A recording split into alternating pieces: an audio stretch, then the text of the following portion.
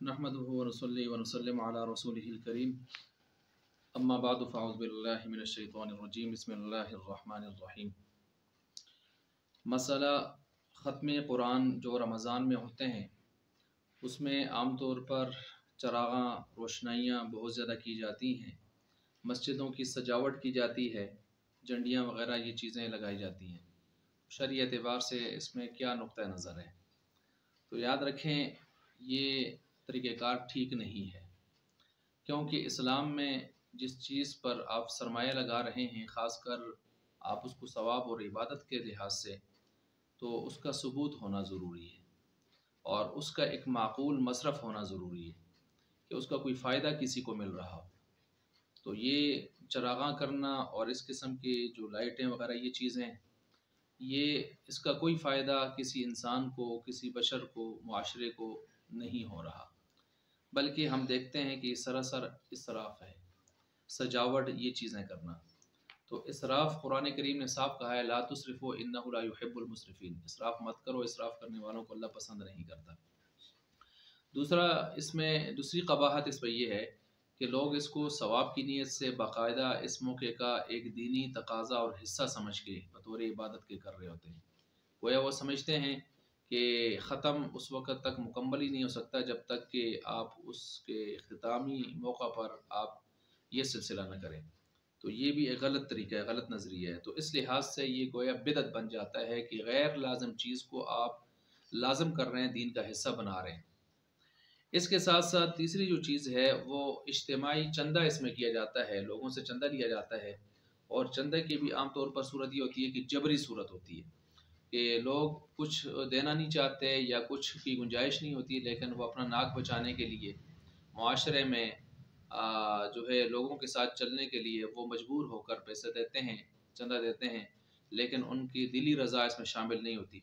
और हदीस में साफ मौजूद है, ला यहिल्लु मालु इम्रिइन इल्ला बितिय्यिबि नफ्सिन मिन, किसी शख्स का माल उसकी दिली रज़ा के बगैर लेना हलाल नहीं है। तो ये जबरी चंदा होने की वजह से हराम भी हो सकता है। ये तीसरी क़बाहत है।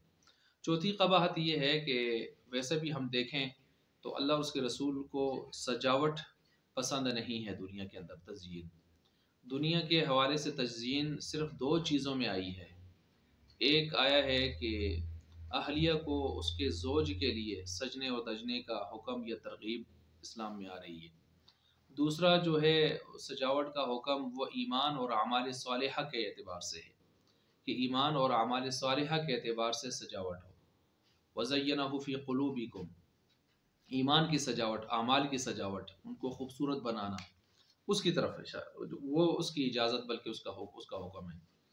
लेकिन इसके अलावा कहीं भी सजावट का जो है तारीफ़ नहीं हुई, बल्कि हम देखते हैं सजावट की और तज़यीन की मज़म्मत ज़रूर बयान हुई है।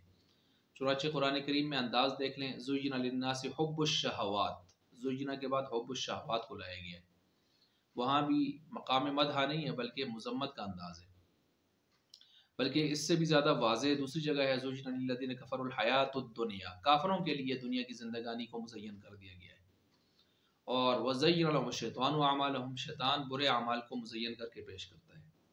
तो इससे पता चल सकता है कि सजावट अल्लाह उसके रसूल के यहाँ महबूब नहीं है, पसंदीदा नहीं है। सिर्फ दो जगहों पर थी, वो मैंने आपके सामने रख दी। बाकी सजावट अगर हम तामीर के लिहाज से देखें तो आम तामीरी निज़ाम में भी सजावट पसंदीदा चीज़ नहीं है अल्लाह उसके रसूल के यहाँ।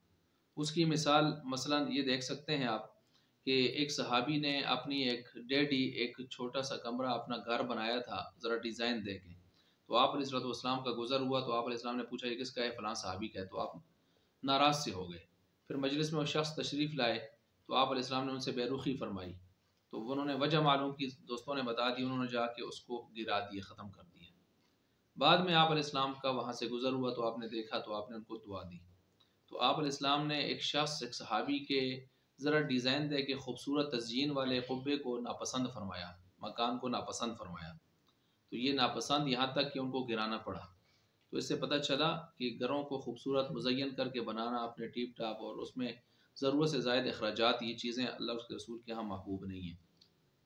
क़यामत की निशानियों में से हदीस जिब्रील में भी एक निशानी बताई गई है कि यततावलून फ़िल बुनियान, कि लोग बड़े बड़े प्लाज़े बिल्डिंगें बनाएंगे और उस पर फ़ख्र करेंगे।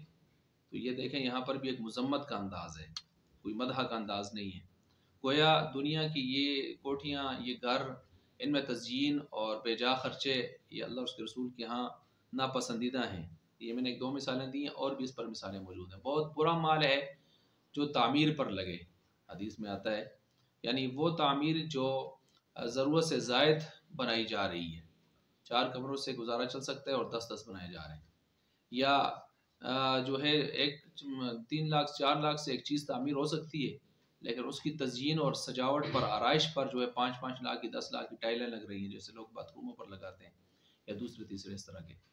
تو یہ تزئین، ایسی تزئین کے بارے میں بھی آپ علیہ السلام نے فرما دیا کہ بہت برا مال ہے جو تعمیر پہ لگے۔ اس سے آپ اندازہ کر سکتے ہیں۔